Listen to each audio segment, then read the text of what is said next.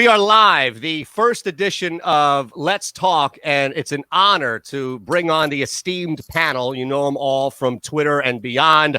Three of the biggest Philadelphia Eagles fans, influencers on social, and very opinionated, which is the key point of having them all here. And unlike stuff that I normally do, I'm going to shut up for the next 20 minutes and let our panel, Key at Real Mama Eagle, Victor at the Philly Pod, and E-Rock, who doesn't even need to put his Twitter handle out there because if you don't know who he is, no, it's at the mighty E-Rock with a 0, of course. Welcome, all three of you. It's an honor to have you.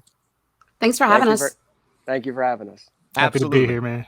Thank you. And as I trust everybody as well, family as well. And we had a very interesting weekend, to say the least. Let's start. It's not even to get it out of the way, but let's just start. And we can go in chronological order here as far as, moving around the screen. Let's start with E-Rock. We'll go to Key and then Vic, and then we can kind of converse about it back and forth. But let's start with opinions on drafting Jalen Hurts and if that's changed now that you've had nearly a week to kind of digest it. Well, Tom, believe me when I say that I've been sitting in this house under quarantine with nothing better to do than to find a quiet corner to sit myself Indian style and just like Doctor Strange in Endgame, sit there and just go over quickly every scenario where this will make Howie Roseman look good and he will be able to justify this pick years moving forward. In every scenario that I come up with my head, I always have a counter for it. And I've been begging somebody to talk me into the fact that this doesn't directly reflect on how they view Carson Wentz, or this doesn't reflect on how they view the quarterback position or his injury position. I'm begging somebody to do it. So I'm hoping during this time on camera with everybody else that somebody can give me that one solid piece of this is why they did it. This is why it makes sense. This is why Eagles Nation should be excited that Jalen Hurts is a Philadelphia Eagle. I'm struggling to do it. Please, I'm begging anyone help me out. That's big task right there, Keith. I'm still struggling. And if you guys know me, I'm very optimistic. I can pretty much find the positive in any situation, but I'm still very much struggling with this. I found that on stream during the draft and my jaw was dropped for about a good 10 minutes. We were all trying to understand why it made sense because it didn't. The only thing I can really take from it is, I don't want to say insurance because I still don't believe you use that kind of capital on a quarterback when you have a guy like Carson Wentz, but looking at Jalen Hurts' rushing numbers, 3,200 rushing yards in 4 years of school is nothing to turn your nose up at. I'm definitely looking at that and thinking maybe there's a way they can use him in that aspect. But at the same time, anything regarding a Taysom Hill type setup is not something that I think would work with Carson Wentz. I still don't like the pick. Maybe time will tell me if I'm wrong. But I still like everything else they did. But we'll get to that, obviously. All right, Victor. Opening statement. So when the pick happened, I was looking. I live on the second floor here in my apartment, and I was on the edge of that balcony for some time, trying to have somebody talk me down. Not really, but it's interesting to say the least. I'm with E-Rock. I don't think it sends a good message to Carson Wentz. The only thing I've been able to remotely talk myself into is that if you drive an expensive car, you're going to need an expensive insurance policy. That's kind of the only way I can really wrap my mind around it. I don't believe the second round was the time to try and find that policy, especially with Mims and Fulton and all those guys on the board still. Even if no matter what they have Jalen Hurts doing next season, it's not going to be greater than whatever production literally anyone else on the board would have given you. So I think that they wanted somebody that they wouldn't have to check out the playbook if something were to happen to Carson. Josh McCown, Nick Foles, those guys you kind of had to game plan around. I think if Carson goes down and you have a Jalen Hurts, I think you can still utilize most of the playbook. I think that's kind of where their mind is headed. I don't believe the whole QB factory developed QBs because they haven't been particularly great at that in recent memory. I think every resource and all the amount of time should be provided into developing Carson Wentz more so than other quarterbacks. The only reason I can see behind it is that they wanted a cost control quarterback for the foreseeable future, and they wanted somebody that could step into an already ready-made offense and not have to really sacrifice much if something were to happen to Carson Wentz. Damn it. Damn it. You didn't get anything. I was hoping you got reinforcement of your own opinions. I was going into this chat stream thinking to myself, my back is going to be up against this fugazi brick wall here, and I was going to have to be deflecting bullets like Jackie Chan style, right? Because they were going to be throwing all these reasons at me. And Eitan, do you got anything? Hey, you cannot drag me into this to give opinions. I said ahead of time, I am not here to give opinions. I'm here to facilitate the three of yours. So if anything, I can maybe lead a question or two and hope to get some back and forth from this. Let me put it this way. Did all of the drafting of Jalen Hurts, and maybe not the three of you collectively or individually agreeing with it, or even agreeing with the naysayers, the people that wanted Foles over Wentz and now seem to find a new avenue, did all of that, even after you had some time to kind of digest what happened Friday night, did that maybe have some doubt creep into your own brain about the longevity, durability of Carson Wentz, even if you didn't have that coming into Friday night? Oh, 100%.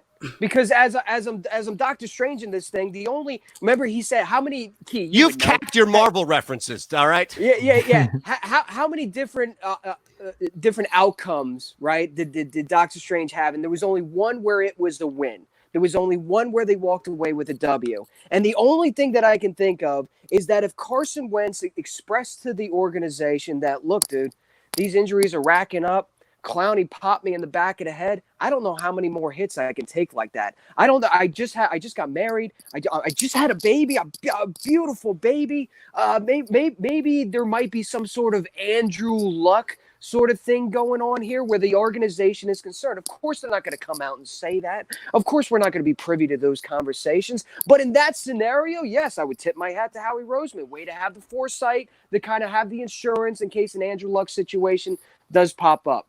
But I'm having a lot of people telling me like, yo, this is going to be a draft asset, kind of like the 76ers where we're going to be able to flip it for a first round pick later on in the future.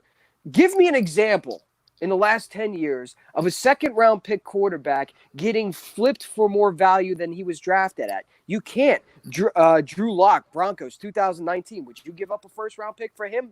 Nope. Deshaun Kaiser, 2018. 2016, Christian Hackenberg, Jimmy Garoppolo. People throw that situation out there. What about Jimmy Garoppolo? As if that's the justification. I hate to remind people, but the Garoppolo situation in New England didn't work out too well. It put a divide between player and coach and owner, and ultimately he had to be traded for zero return on investment. So don't Jimmy Garoppolo me. There's not a quarterback in the last 10 years drafted in the second round that's been flipped for more value than they were drafted at. So again, I'm sitting here and scratching my head. The only thing I could point at is an Andrew Luck situation. I agree with you in the extent that this is not the NBA. There's no scenario where they will be flipping Hurts for any kind of compensation, so we can kiss that goodbye. I do feel differently when it comes to Carson. I don't think this is going to be an Andrew Luck situation. I think Carson is hungry. I think Carson still thinks about being the backup when Nick Foles won here. I still think that he wants to do it himself. So I think he's not going anywhere. I think if anything, he's hungrier than ever. So it wouldn't be a situation where he would bow out. It would be a situation where Howie, et cetera, has doubt and they're not telling us. So I don't think any of this is coming from Wentz. Completely agree.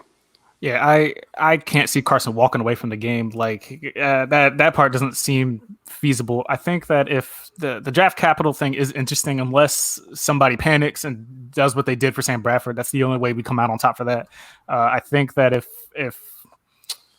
see, it's tough. I firmly believe the Eagles are behind Carson Wentz because they already paid the man. They have to be behind him, unless they're weary about. I just don't think they want to be caught. You know, they did all that work to get in the playoffs just for it to be for naught when he got hit. You know, Josh McCown. I think we can make the argument if Hurts is in that game, does he win that Seattle game? So I think that's kind of where their head is at. I don't think it's non-confidence in Carson Wentz. I think they just don't want to be essentially caught with their pants down again, where in a situation where they need to be prepared if and when it's you know, we hate to hear about it, but it's been consecutive years now where Carson Wentz couldn't either perform in the playoffs or what have you. So I think they just want to be prepared for if and when. I don't think they're banking on that situation. They just want to be prepared. It shouldn't have been a second round pick, but you know, we gotta ride with it at this point. Which is completely understandable. Of course, you're going to need a backup quarterback. With a quarterback, and I'm a big fan of Carson Wentz. Key, I know you're a big fan of Carson Wentz. Absolutely. I know you're a big fan of Carson Wentz. But as much as fans of this guy that we are, we have to admit to ourselves the guy's been injured a little bit, right? So it doesn't hurt to have that insurance policy. But whereas you just saw Jameis Winston signed with the Saints for what was it, V? 1.1 million? 1.1 million. Yeah, Pretty damn cheap. And there's a veteran quarterback. And but that's 1 year though. What do they do after this year? Like Jalen Hurts is $1.5 million for the next 4 years. They don't want to pay Chase Daniel $21 million. Another one. You just want to. That's the thing. They don't want to have stability. They don't want somebody new in here every year. But my issue is, could they have 3 4th-round picks? Could they have taken literally anyone else, or did they really love Jalen Hurts that much? That's my question. That's what I'm struggling. Exactly. That's what I'm struggling with. Yeah. All right, that's the point. It's not the player. It's the position. Nobody cares about the player. Nobody hates Jalen Hurts. It's the you could have taken him. You could have traded back into the 90s maybe and got him there. The next QB wasn't taken until 2 rounds later. Exactly. So I get that, but we're not Howie. They value apparently nobody values the QB position more than the Eagles, which is why they had Kevin Cobb and Mike Vick and all these guys waiting in the wings. So I guess it's AJ Feely. It goes back even further. AJ Feely, Coy Detmer. That's just who we are. That's just who we are. Love it or hate it. We can't come to grips with historic data at this point. I want to get your thoughts on everything else that happened and not miss that by any means. But let's look at this. Take like 60, 90 seconds each and give me the scenario this season. We'll start in reverse order. We'll go Vic, Key, and E-Rock. Let's look at the perfect scenario where you're walking balance to where the team is playing well and at the same time nobody's talking about the quarterback controversy. Because and I add that saying it may not be as easy as Wentz plays every single game and Hurts doesn't touch the field, because people are going to be like, why the hell did you draft him this high if he's not out there? Yeah, the best case scenario is that, Hurts never has to play. So I don't put a lot of stock into the Taysom Hill just because he was an undrafted pick and all that. But if they can find a way, if Doug and his creative most creative play caller, whatever you want to call him, if he can find a way to have Hurts at Wentz's left and Miles on Hurts' right, and they run RPOs and toss it to Hurts and he throws it, or Hurts tosses it to Carson and he throws it and has defenses all confused, that's the only way. But even in that sense, is that enough production to warrant a 2nd-round pick? I don't think it does, but I think that's the best case scenario, to the point where if Doug can come up with some kind of RPO situation to where they can utilize both players and really have defenses on their toes, that's kind of the closest we're going to get to warranting 2nd-round production, in my opinion. See, I don't fully buy into the reports 100%. I do love Hurts's rushing stats in college, but I'm still not convinced they're going to use him in any way. I actually could see him sitting on the bench all year for the most part, just learning behind Carson. I'm not banking on Wentz getting hurt. We just saw him play 16 games. That's not really something that I'm thinking of in the back of my mind. So maybe I'm in the minority. I just don't feel like they're going to use him that much at all. That's fair. We're sitting here talking about best case scenario, right? Yeah. We're talking about best case scenario. Yeah. And that's me leading. You just framed it up. They've set themselves up not for failure, but to be wrong either way. If Carson Wentz remains healthy and he leads this team to the playoffs and they win the division and Hurts really doesn't see the field at all, they were wrong about the pick. If we look at Mims and other players that were drafted immediately after having an important impact on the field for their respective teams, the Eagles were wrong about the pick. If they are not able to trade him for any more value than the position that they drafted them in, they were wrong about the pick. But let's flip best case scenario again, and let's say, Hurts comes in and plays the Nick Foles Superman role at the end of the season. And what happened in Seattle all of a sudden is flip the script and Hurts comes in and wins a playoff game then. Well, then you were wrong about Carson, weren't you? You were wrong about giving him all that money. You were wrong about building the team around him. You were wrong about letting Nick Foles go. So either way, you're wrong. If Carson has a bad game, they're going to be screaming for Hurts. If Carson looks like an MVP, they're going to be like, what the F was with Hurts? Either way, they set themselves up to be wrong. Lose-lose situation. Were they wrong about Wentz, though, in that sense? Maybe they just got unlucky. I don't think they were wrong about Wentz, because they were not wrong. Yeah, they obviously he played MVP at one point. They could just be unlucky. It's not their fault for being unlucky. That would just be, they're preparing themselves for bad luck at this point. That's what that clowny hit was. That was bad luck, because Carson played 16 games. all of the hits were bad luck. Yeah, he dragged the injured Rams wide hit. receivers to the playoffs. Like that is who Carson is. He can carry a team. I don't think they were wrong about Carson. I just think that narratives will get louder, media and fans, and I don't want Carson to be looking over his shoulder. So like E-Rock is saying, it ultimately is a lose-lose situation. I can dress this up. I still think the Eagles are going to have a tremendous season in 2020, assuming we have a season. But that Hurts narrative is going to be there the whole year, whether he's in or isn't. We just got to accept it. And they manufactured it. And they manufactured it. They exactly. manufactured the Imagine that Miami game. And they lose that game, and Hurts was here. That would have been it. Yeah, and I don't want to hear the Eagles blame. I don't want to hear it either. I don't want to. They just got over Foles. This is just sports talk radio. They manufactured it themselves. They got nobody to blame but themselves when we're talking about this. We just got over Foles. Like the Foles thing was finally dwindling down. Carson's his own man, and now here's Hurts. Yeah, after Carson led those guys to the playoffs, that was over. We didn't hear about Foles all offseason. Especially after he got hurt. Right. Exactly. All right, let's look at this, and we'll start with Key and have as much positivity infused into the conversation overall about this team as we can, because the Hurts thing is just going to linger and unfortunate for everybody involved, including that young man. But we'll go on the point you made in your response, Key, about this team beyond what's going on with the quarterbacks. What do you feel, and the same question to all three of you, but we'll start with Kiana here. What do you feel the best as far as like something that changed from the draft, or just to reinforce the statement you made about them being fine this year and about them making the playoffs? I mean, honestly, where do I begin? Like, we can start with how he's focused on defense and free agency. We want to talk about like the Hargrave signing that was very underrated. That front four is going to be a force. You want to talk about Darius Slay, who even though he's pushing 30, still playing at a top level compared to like other corners. He's up there with some of the best corners in football. So they did add some talent to their secondary. Wallace from Clemson, great pick in the secondary. Jalen Reagor may have not been someone that everyone was excited about, may not have been the sexiest pick, but if you think about his speed and what he adds and what he did despite his limitations at TCU, there's so many positives to look at. They did address wide receiver, not the way they wanted to, with Quez Watkins, et cetera, with the trade for Goodwin. You got to figure if at least two of those wide receiver moves work out, they're in a good position. And what are the astronomical chances they're going to get injured the way they did last year? Look at that. I mean, the defense on paper is probably what I'm most excited about. And Kelsey coming back, people thought we were going to retire. That position's reinforced for another year. Your offensive line's going to be okay. And okay, Dillard, question marks, but if he's the weak link of your offensive line, you're not really sitting in a bad spot. You got Miles Sanders here too. You have arguably the best set of tight ends in the NFL. There are so many positives here that people don't acknowledge because of that pick. That's true. Friday night did a lot for us. Victor, your thoughts?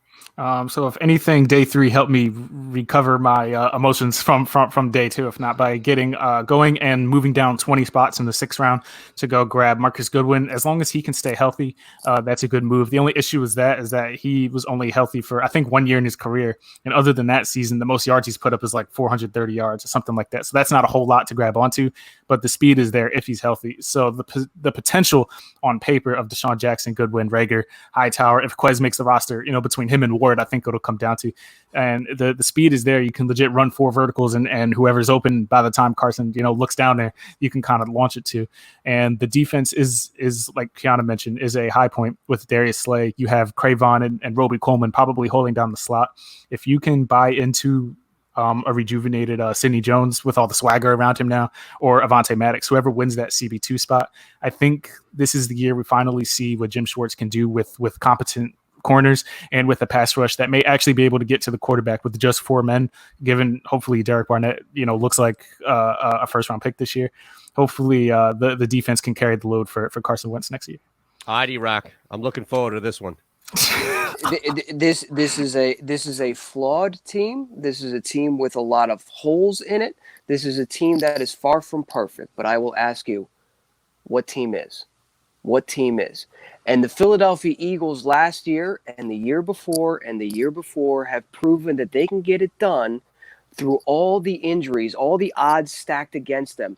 Regardless of how talented they were going into the season, by the time the end of the season came around, they were banged up against the ropes and almost out of gas. But you know what? They all bound together and they all did it. And speaking to Key's point, you put together a healthy team. Listen, I know the Eagles have question marks at the linebacker position. I know they don't realize where they got Darius Slay. Wonderful. What's going on at the other cornerback position? Is the wide receiver position addressed as much as we believe it is addressed? Is the offensive line going to stay healthy? Or so on and so forth. There's holes on this team, but there's holes on every team. Yeah. And I think if the Eagles can stay healthy, and to speak to Key's point about the astronomical odds that they would have to have what would it be, a fourth season with catastrophic injuries to the team, they've already proven they can do it. With that, if the draft picks work out, if some of the guys that we've been waiting for, like a Sidney Jones and an Avonte Maddox, can have a great year, and some of these guys can step up and they can remain healthy, there's no reason to think that this Philadelphia Eagles team can't get the job done all over again, win the division, and go into the playoffs. I love it. And to add, oh, sorry, I was going to say one more thing. I'm sorry. No, go ahead. I was going to add to that point. I understand that people are, I know there's a lot of talk about Alshon Jeffrey. I understand that. I understand that people have questions, but assuming he starts the season on the PUP list and he doesn't start, he comes in healthy at some point. If he's healthy, you would still have to figure he's still somewhat of a contributor to the team. Same thing with Deshaun Jackson. Yep. Even if he doesn't give you as many games, he's still going to be somewhat of a contributor. Remember, this is week 2 we're talking about last year. At that point, week 2 against Atlanta, Alshon and Jackson were gone.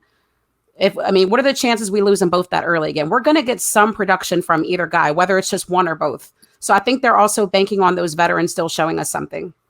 Absolutely. And it's a great point about injuries and guys that are now coming back, at least to start the season, healthy. All right, so let's do some overtime here. We've got a couple of minutes, and I appreciate all three of your time by all means. Trust me, I know from life, family, and everything. But let's look at a couple of props, because there are people out there looking to place some futures bets. So we'll pool the knowledge here of the three of you together and see if we can find even a 2-on-3 consensus. Let's start with Wentz. The over-under for Wentz's passing yardage, and it's minus 110 apiece, so either way it's the same value back, is 39-24.5. To put it in context, last year we played 16 games, threw for just over 4,000 yards. This year it's 39-24.5. Victor, let's start with you. Over-under. Yeah, I'm taking the over, especially if everybody stays healthy and he has the weapons that he does. And Rieger, can be the guy that we have, and Deshaun's healthy. He could easily throw for closer to 5 than 4 in that respect. I hope they don't have him throwing 40 times a game, but we know how the offense goes. And when the second they, come down from behind, Doug's has him throwing every play. So I think he'll be the over on that. I'm pretty confident. Over, no question. There's no question. Yeah. He just had a kid. Yeah. So he's balling out now, right? He's now, I say this as not a parent, but I imagine child comes healthy, you're raising the kid now. There are far less concerns about bringing the child into the world. You can deal with the finance stuff when you're a multi-million-dollar quarterback, right? Yeah. So his college is paid for, is my point, right? So he'll probably ball out this year because of that. E-Rock? Alshon Jeffrey last year missed significant time. Deshaun Jackson missed significant time. Dallas Goedert missed time. Nelson, whatever about Nelson. Nelson. Yeah, he's gone, so he ain't coming back. But listen, I'm taking the over. I think it's self-explanatory. Like he said, if you get contribution from these individuals that miss significant time, even in the smallest cases, he will surpass that 4,000-yard mark. Absolutely. All right, we brought up Rieger only in this context because of the Hurts and everything clouding it. So this will be an answer not only to the over-under in receiving yards, 800.5, but I'm sure you'll work in your thoughts on them taking him in the first round. Over-under 800.5 receiving yards. I'll say this, the under is at minus 41. So Vegas, Jersey, all the odds makers think that this number is going to hit under. There's positive value on over. Key, let's start with you. I have to say under, and this is not a knock on Rieger. I actually love the Rieger pick. I say this because of how much they spread the ball around. You got to think about it. There's too many balls to go around. You got Jackson, you got Jeffrey, you got Goddard, you got Ertz. Miles Sanders is also a pass catcher in a lot of scenarios. I just think you could see the team, like a lot of these guys, averaging out with about 600-700 or 500 apiece. To be honest, if anyone goes over 800, I think it'll probably be Zach Ertz. So that's how I'm looking at it. E-Rock? I think he's the heir apparent to Deshaun Jackson and eventually will replace that Deshaun Jackson skill set. So I did post it out to my Fourth and John boys. I did say what makes this first round pick an overall success. And 800 was right where I was at. And I'm going to take the under on this one. But with that being said, if he gives you 800 yards and let's say 8 touchdowns, but of those 800 yards and 8 touchdowns, the category of 20-plus yard plays is through the roof, meaning he's stretching the field. The impact on that is going to be felt throughout the field with Zach Ertz and Dallas Goedert, and they're no longer able to put 8 in the box, so Miles Sanders is going to shake a little loose a little bit more. So 800 yards, I'm going to take the under, but that's nothing. That's nothing to like just kind of turn your nose up at. That's a huge big deal, especially if those 800 yards are coming by way of 20-yard plus plays. All right, Vic. Yeah, I would say under, but only just. I wouldn't say he's going to be that much far under. I think they're still going to, even with these fast guys now, they're still going to live and die by 12 personnel. Ertz, like Kiana mentioned, will probably be the leading receiver when it's all said and done. Him and Goddard are going to get a lot of looks. There are a lot of mouths to feed, especially if everybody's healthy. I can't see them just focusing on Rager, especially as a rookie when Deshaun and Goodwin are there. I think he will be under, but like they've mentioned, it's not any knock on Rager. He will be a stud in this league. He's a dynamic playmaker, and if any of those become, if he's like Deshaun, who leads NFL history in 60-plus yard touchdowns, I think it's not going to matter so much about yards, but how dynamic he is on the field once he gets the ball in his hands. All right, last one. It's minus 105, over or under. Either way, you're getting the same return value. The win total is at 9.5. And just to put it in context, again, last year we know 9-7, good enough to win the division. This year, you're going on the road to San Fran, Green Bay, Pittsburgh. You're hosting the Saints, Baltimore, Seattle, and even that Rams team, which can be Jekyll or Hyde. So with all of that said, the win total is 9.5. Let's start with E-Rock. Why we got to start with me? Because I knew you were going to $1 this thing like Price is Right and wait for Key and Vic to give their answers, and you could slide in there. You know what? My head and my heart say two different things. My head says that you take a look at that schedule, and that is a difficult schedule. Let's make no bones about it. That schedule is pretty stacked with a lot of great opponents on there. Let's not kid ourselves. The division is going to be better. I think the Washington Redskins did the best job they possibly could, bringing a guy like Ron Rivera into the organization, somebody with credibility, somebody who the players aren't going to look as a total joke. I think the Cowboys, I don't want to tip my hat to the Cowboys, but I think they did the right thing in bringing in Mike McCarthy, a Super Bowl winning coach, a guy with experience. I think the schedule's harder. I think the division is harder. But screw it, I'm going to take the over. But you know what I mean? Screw that. Fly, Eagles, fly. Okay.